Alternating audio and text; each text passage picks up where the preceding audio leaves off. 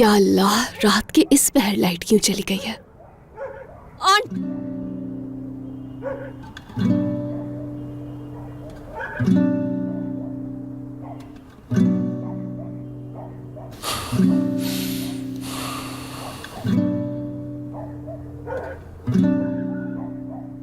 तुम पत्थरों को गवाह बनाती हो ना?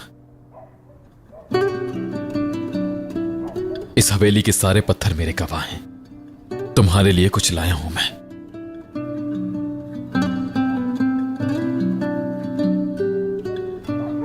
मेरे पास कुछ है जो तुम्हारा है। तुम्हारे पास ऐसा कुछ नहीं हो सकता जो मेरा हो मीरान। चले जाओ, नहीं तो मैं चीखना शुरू कर दूंगी, और अगर किसी ने देख लिया तो जिंदा नहीं बचोगे। तो चीखो, वो मुझे जिंदा नहीं छोड़ेंगे, है ना?